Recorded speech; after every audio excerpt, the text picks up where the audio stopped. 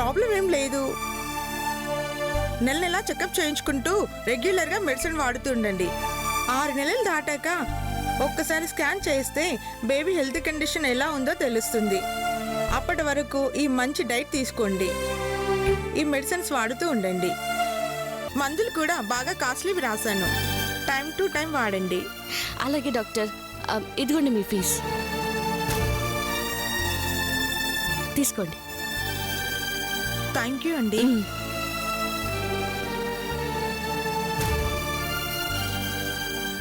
Doctor చెప్పిన దాని ప్రకారం ట్రీట్మెంట్కి చాలానే ఖర్చు అయ్యేలా ఉంది కదా మధు. ఎంతైనా తప్పదు కదా వదినా. పుట్టబోయే బిడ్డ ఆరోగ్యంగా ఉండాలంటే, సుఖప్రసవం జరగాలంటే రెగ్యులర్ చెకప్లో ఉండడం మంచిది.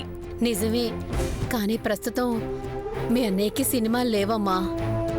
6 నెలలుగా పని లేదు, దాంతో అప్పులు పెరిగిపోయాయి. అమ్మ చెప్పినట్టు పిల్లల్ని కని అప్పుల పాలైపోవడం కంటే అబార్షన్. వదినా వదినా, పొరపాటున కూడా ఆ మాట నీ నోట రాకూడదు, నేను వినకూడదు. నేను నీకోసం ఖర్చు పెట్టకూడదా వదినా? నా తల్లి తండ్రి బ్రతకుండగా పెట్టకూడదమ్మా. నాకంటూ ఒక పొట్టినిల్లుండగా నువ్వు డబ్బులు ఖర్చు పెట్టకూడదు. నేనే కాదు, ఏ ఆడపిల్లైనా తన తొలిచూరు కాన్పు వాళ్ళ పుట్టింట్లోనే జరిపించుకోవాలనుకుంటుంది. మీ పుట్టింటి నుంచి వచ్చే డబ్బులతోని నువ్వు ట్రీట్మెంట్ చేయించుకోవాలి అని కోరుకుంటున్నావు, అంతేగా? అవును మధు. మీ అమ్మ డబ్బు వాడితేనే నీకు సంతోషం.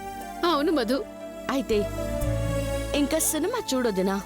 నీ పేరు బయటికి రాకుండా, నీ ట్రీట్మెంట్ అని చెప్పకుండా మీ అమ్మ దగ్గర డబ్బులు వసూలు చేస్తాను. ఆ డబ్బులతోనే నీకు ట్రీట్మెంట్ చేయిస్తాను. నిజమా మధు? నువ్వింటికి వెళ్ళొదినా. పుట్టబోయే నా మేనల్లుడికి నీ పుట్టింటి డబ్బులే తెచ్చిస్తాను. థ్యాంక్ యూ మధు, వస్తాను. నువ్వు కూడా జాగ్రత్త మధు. అలాగే, మీరు వెళ్ళండి.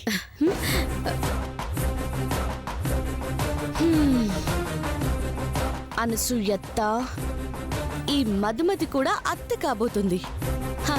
నా అల్లుడు కోసం నీ అల్లుడికి ఇవ్వాల్సిన డబ్బులు వసూలు చేయడానికి వస్తున్నాను. రెడీగా ఉండు.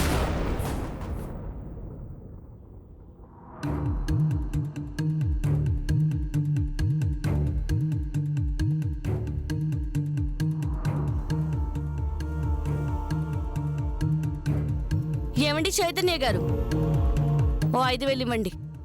నేనా? నీకా 5,000? ఎందుకో? పుట్టబోయే బిడ్డ సంపూర్ణ ఆరోగ్యంగా పుట్టడానికి డాక్టర్ గారు మందులు రాశారు. అవి వాడడానికి, నెలలా హాస్పిటల్ చెకప్కి వెళ్ళడానికి, రోజు బలమైన ఆహారం తినడానికి. అందుకే 5,000 ఇవ్వండి. చా, నాకు నీకు ఎలాంటి సంబంధం లేదన్నావు, నాతో తెగతింపులు చేసేసుకున్నానన్నావు, నేను కసాయి వాడినన్నావు. మరి ఇప్పుడు ఏ మొహం పెట్టుకుని డబ్బులు అడుగుతున్నారు మేడం? అయినా నీకు పుట్టబోయే బిడ్డకి నాకు ఏ సంబంధం ఉందని అడుగుతున్నారు? నీకు బిడ్డకి ఏ సంబంధం లేదనుకుంటే? అమ్మా, అలాంటి వాళ్ళది నిజమైన ప్రేమ కాదు, అది వ్యామోహం. ఎగ్జాక్ట్లీ చిన్నత్త, నిజంగా ప్రేమించుకున్న వాళ్ళు అలా చేయరు. ఎంత మనసు విరిగిపోతే కన్న కూతుర్ని పట్టుకొని మా దృష్టిలో చచ్చిపోయా ఉంటుందా తల్లి? అది సరే అమ్మా, తన కూతురుతో తన మాట అనేటప్పుడు ఆమె మాటల్లో వ్యథ, కళ్ళల్లో బాధ గమనించావమ్మా? పెద్దబాబుకు బర్త్డే విషెస్ చెప్పు కూడా వెళ్ళాం కదా. ఊరికే ఎలా కాలిపోతుంది? మంట పెడితేనో పడితేనో తగలబడుతుంది.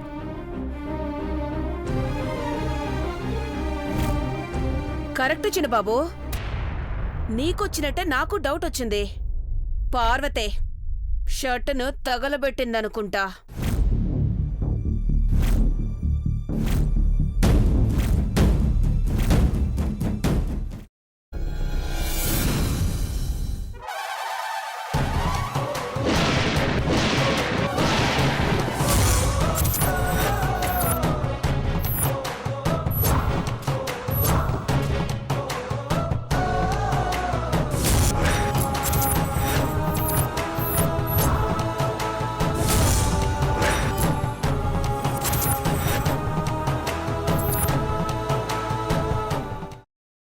తర్వాత పొట్టు తీసేసి చాప్ చేసి పక్కన పెట్టుకోవాలి.